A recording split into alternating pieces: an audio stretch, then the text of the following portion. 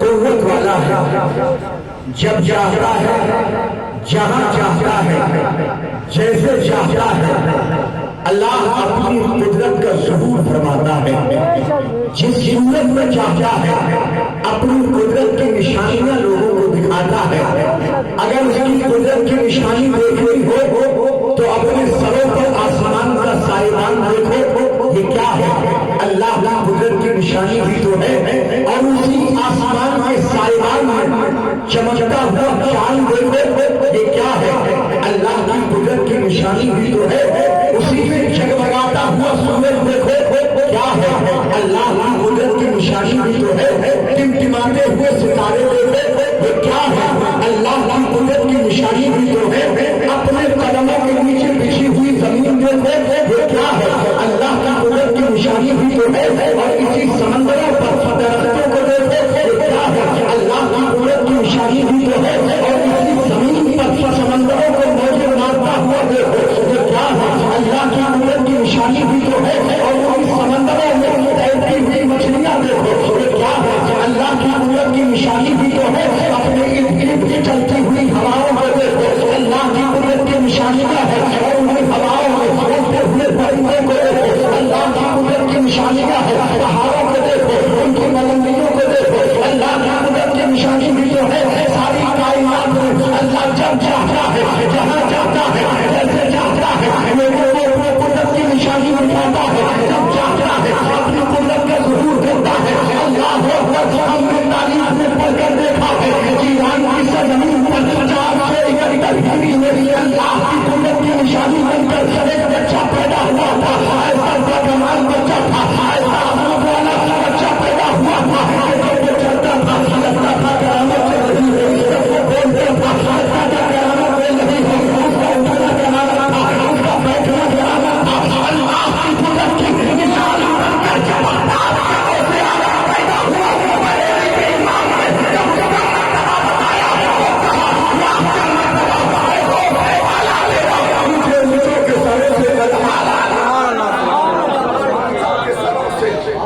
قدم آنا تیرا، اونچے اونچوں کے سروں سے قدم آنا تیرا، سر بھلا کیا کوئی جانے کے ہے کیسا تیرا، اولیاء مانتے ہیں آنکھیں وہ پیدا تیرا، ایسا باقرار بچہ پیدا ہوا،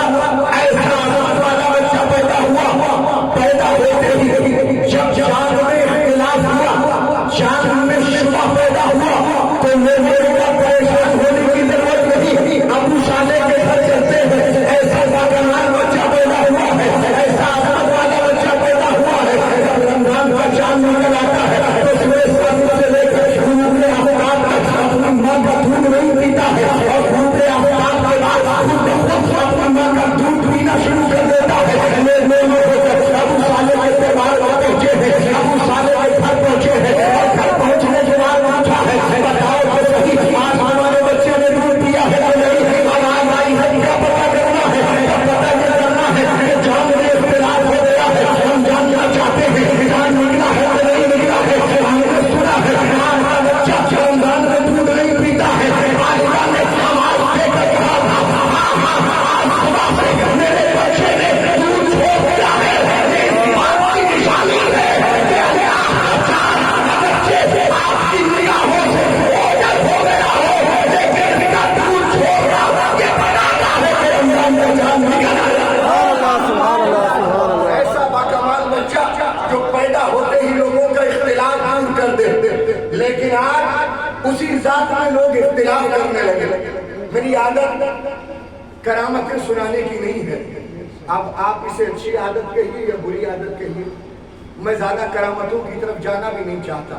اس لیے کہ جب سے شعور کی منزل میں قدم رکھا ہے بس یہی سنتے آئے ہیں کہ 12 سال کی ڈوبی ہوئی کشتی کو تیرایا، لیکن کبھی سوچ کر تو دیکھیے جس نے 12 سال کی ڈوبی ہوئی کشتی کو تیرایا اللہ تبارک و تعالیٰ نے اس کو یہ کمال عطا کیوں کیا؟ یہ بھی تو سوچئے، یوں ہی تو کوئی 12 سال کی ڈوبی کشتی نہیں تیرا دیتا۔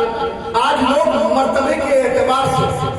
بڑا آپس میں اختلاف کرتے ہیں، یہ بڑے ہیں اور یہ بڑے ہیں وہ بڑے ہیں۔ میں ایک بات قول فیصل کے طور پر کہنا چاہتا ہوں، اللہ فرماتا ہے حدیث قدسی میں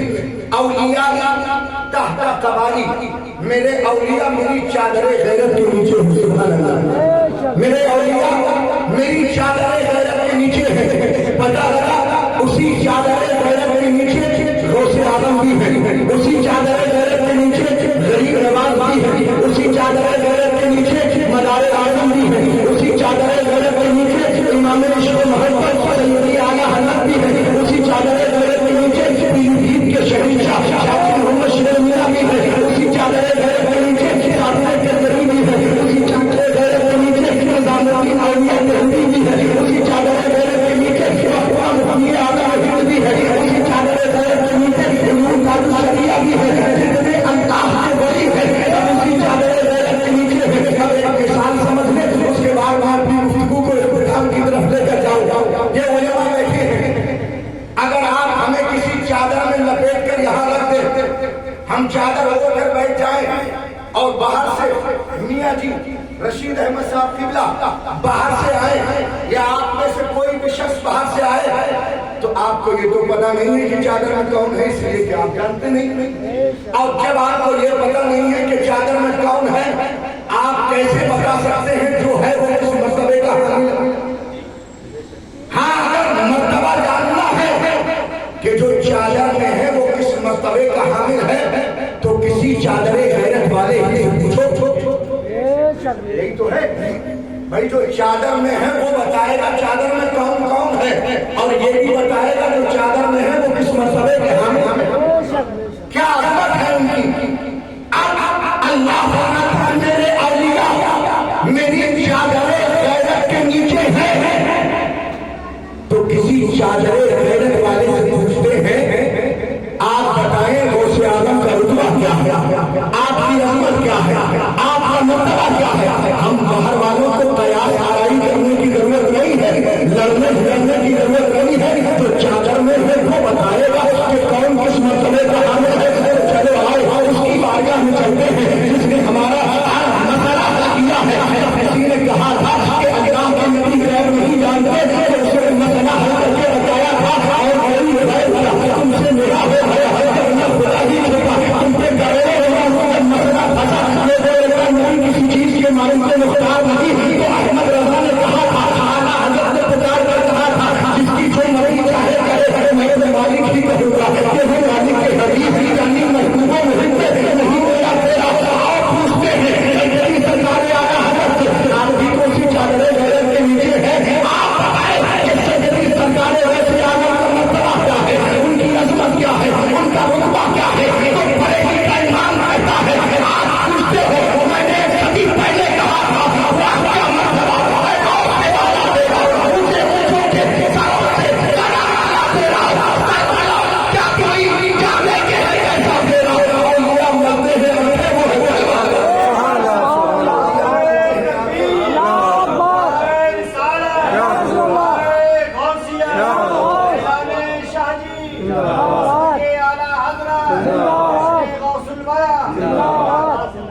آئیے، اگر اور دل نہیں بھرا تو کسی اور چادر غیرت والے کے پاس چلتے ہیں، وقت کا مفتی اعظم ہند بھی تو اسی چادر غیرت کے نیچے ہے۔ آپ پوچھو مفتی اعظم ہند سے، اے مفتی اعظم ہند آپ بتائیں غوث اعظم کا رتبہ، ان کی عظمت، ان کی رفعت و بلندی کیا ہے؟ وقت کا مفتی اعظم انتہار کر کہتا ہے میری نگاہ اس روایت پر بڑی بڑی کا زمین رہتی تھی،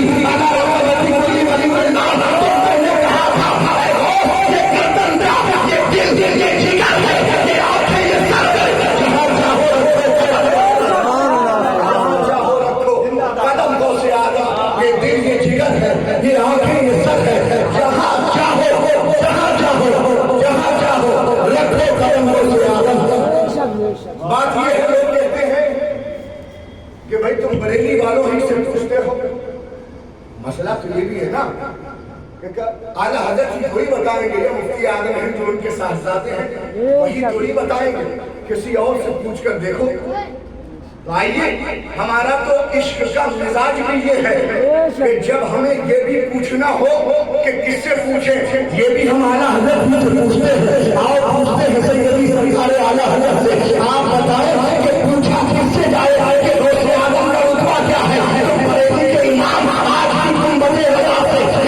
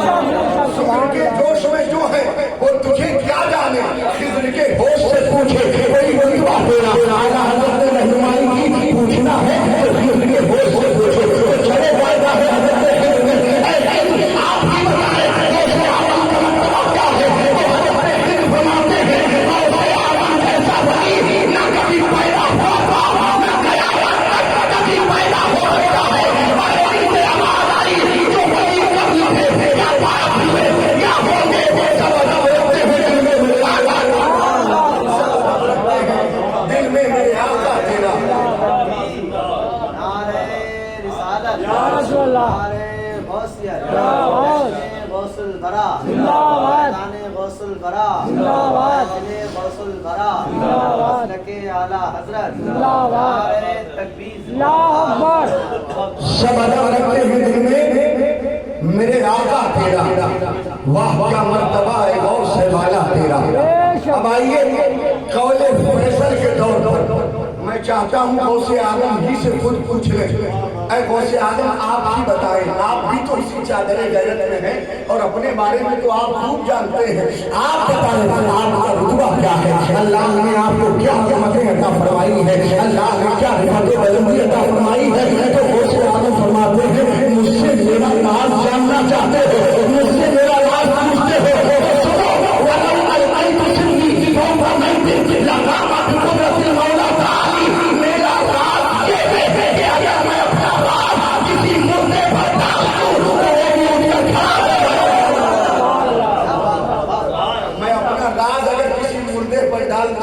تو وہ بھی اٹھ کر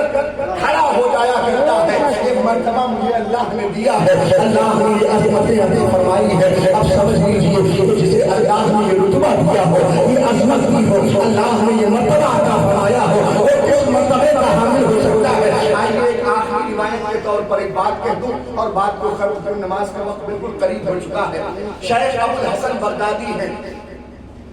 بہت بڑا نام ہے ولیوں میں، شیخ ابوالحسن بغدادی کا۔ رات کو اپنے بستر پر آرام کر رہے ہیں،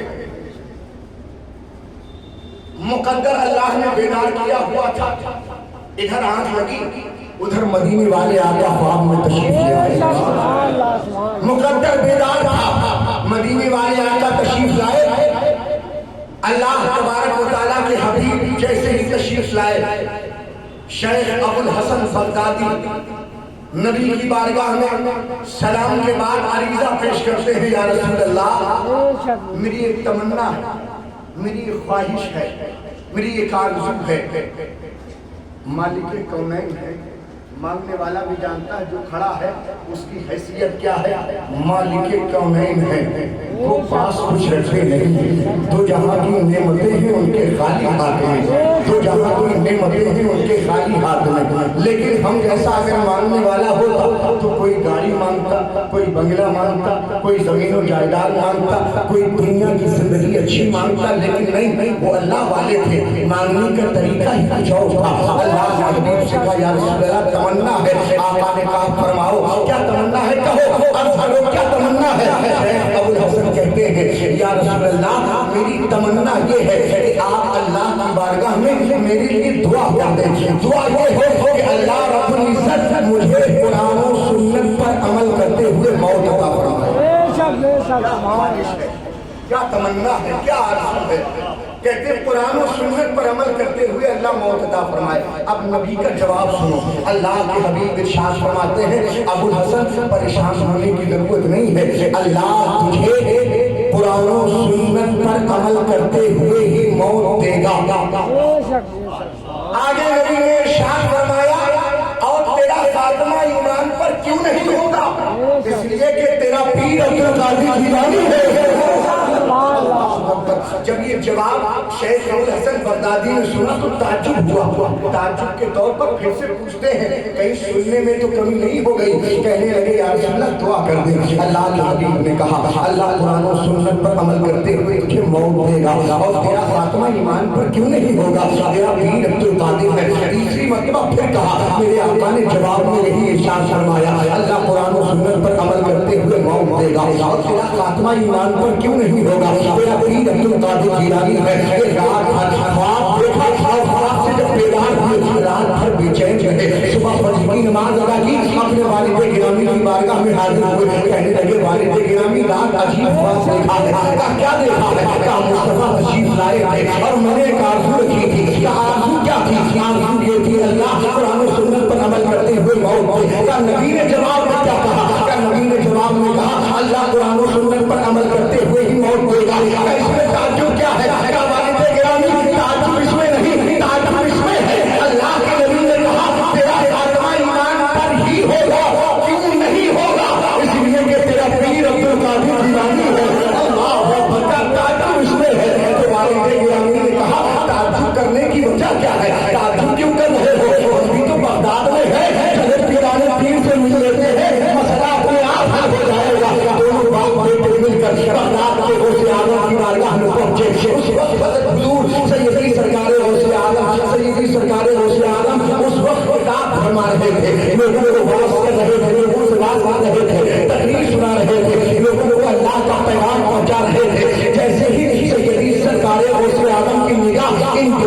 बाप बेटों पर पड़ी तो तकलीफ ही के दौरान उसे आलम ने कहा, अरे जिन्हें ख्वाब में नाना बिशारत देते वो परेशान क्यों है? ये सच है, ये हक है, इसका पीर अब्दुल कादिर जिलानी है, उसका ईमान पर ही लगा हो। न इधर से बात गई, न उधर सुनी गई, न कुछ कहा न कुछ सुना। अब बाप बेटे और ताजुब में के बाप हमने देखा था, पता था सिर्फ मेरे बाप को, इसलिए उन्हीं को बताया था। बाप के गौसे आजम को कैसे मालूम हुआ? कहने लगे सरकारे गौसे आजम जरा वो खुदा तो खोल दे, मामला क्या है? अल्लाह अकबर। गौसे आजम ने इरशाद फरमाया, क्या तू सोचता है कि मैं देखता हूँ और तू देखता है? अल्लाह अकबर। मैं लोगों के बाप को भी नहीं दिया करता हूँ। अब आओ सभी अपना अकीदा मजबूत करो। जब सरकारे आया सरकारे आया है, इल्म का ये आया है, उनकी नजर का ये आया है कि लोगों के बाप को देख लेते हैं तो कसम खुदा की, जब सरकारे आया का ये आया है तो सरकारे आया की नजर का क्या जब उनके कदा भर देते हैं चाहने जमाना की होली की मुहताज का जब ये आलम है, मुख्तार का जब ये आलम है, मुख्तार का आलम क्या होगा? आला हजरत ने तो मुहर लगा दी और कहा, सरे अर्श पर है तेरी गुजर, तेरे फर्श पर है तेरी नजर, मलक तो मुल्क में कोई शय नहीं वो जो तुझ पे आया नहीं, और कोई गैर है तुमसे लिहा हो भला, जब ना खुदा की छुपा तुम पे करोड़ों दुरूद। मेरा एक पैगाम है, करामतें सुनने से ज्यादा गौसे आजम की सीरत सुना करो, गौसे आजम की सीरत पढ़ा करो। इंशाअल्लाह अज़ीज़ आपने जो करामतों में सुन कर अपने ईमान में बालिदगी पैदा की है, अगर आप उनकी सीरत को पढ़कर देखेंगे तो मुझे यकीन है आपके ईमान में और इजाफा होगा, आपका अकीदा और मजबूत होगा। इसलिए कि हम उस पीरानी पीर के मानने वाले हैं कि जहां उन्होंने 12 साल की पूरी कश्ती को तैराया है, जहां उन्होंने मुर्दों को जिंदा किया है, जहां उन्होंने मुर्दा खाकर हड्डियों पर हाथ फेर कर मुर्दों को जिंदा किया है, वहीं से ये भी सरकारे गौसे आजम ये भी तो फरमाते हैं कि मैंने अल्लाह की इबादत में ऐसा जमाना भी गुजारा है, अल्लाह की तस्बीह में ऐसा वक्त भी गुजारा है, ऐसा वक्त गुजारा है कि मैं 25 साल तक जंगलात में भटकता था, खंडरात में भटकता था, सिर्फ अल्लाह की सवाएं लगाता था, अल्लाह का जिक्र करता था, उसकी तस्बीह बयान करता था। और जब भूख सताती थी दरियाए बजरा के करीब चला जाता था, वहाँ कोई मुबाह चीज मिलती थी उठाकर खा लिया करता था, और अगर न मिलती थी तो मैं अपने पनीस उतार कर जमीन पर ले जाता था ताकि जमीन की ठंडक पहुंचे, धूप की शिद्दत में कहीं न कहीं कमी महसूस हो। अल्लाह अकबर। इस गौसे आजम को मानने वाले हो, उसकी इबादत का जवाब नहीं है, उसकी रियाजत का जवाब नहीं है, उसके तस्बीह व तहलील का जवाब नहीं है। और जब मामला आया है तो गौसे आजम ने भी कह दिया है, अरे मेरे परवरदिगार जब तक तू कहेगा नहीं मैं भी खाऊंगा नहीं। ये भी मरहला आया है, और मरहला ऐसा आया है कि आपको बिल्कुल खाना पीना छोड़ दिया है, लेकिन अल्लाह जिससे मोहब्बत करता है, अपनी मोहब्बत करने वालों को अल्लाह जिन्हें अपना दोस्त बनाता है, अल्लाह उनकी परेशानियां नहीं देखता है। अबू सईद मखदूमी की तरफ से अल्लाह तबारक व तआला ने आपकी जल्दी से बताया है, अबू सईद मखदूमी जाओ अब्दुल कादिर जिलानी को खिलाओ और उसे हमारी कसम देना, कसम खुदा की। हज़रत अबू सईद मखदूमी जब पहुंचे हैं ऐसे आदम की बारगाह में हमको कहते हैं अब्दुल कादिर खा लो, पीर अपने मुरीद को खिलाने आया है, खा लो। अब्दुल कादिर जिलानी फरमाते नहीं, मैंने कसम खाई है अल्लाह की के खाऊंगा नहीं जब तक वो खिलाएगा नहीं। तो अबू सईद मखदूमी ने कहा अल्लाह ही ने तो मुझे भेजा है कि मेरे अब्दुल कादिर जिलानी को खिला दो। क्या कहा है? उससे कहना तुझे अल्लाह की इज्जत और जलाल की कसम, तुझे उस परवरदिगार की कसम जिसने तुझे पैदा किया है, कुल या अब्दुल कादिर अब्दुल कादिर खाने अब्दुल कादिर पीने, कसम खुदा की अल्लाह ने इजाजत दी है, कसम दे दे के खिलाया है, लोगों से आलम ने खाया। और जब ये रिवायत बरेली तक पहुंची तो बरेली के इमाम ने पुकार कर कहा कसम दे दे के खिलाया है, दिया है तुझे भेजा अल्लाह तेरा चाहने वाला तेरा। हुजूर सैयद सरकारे गौसे आज़म की सीरत तय्यबा को अपनाए, अल्लाह रब्बुल इज्जत उनकी मोहब्बत में आपकी जिंदगी भी संवारेगा और आपकी आखिरत سنوارے گا استغفر اللہ ربی من کل ذنب و اتوب الیہ وآخر دعوانا الحمدللہ رب العالمین.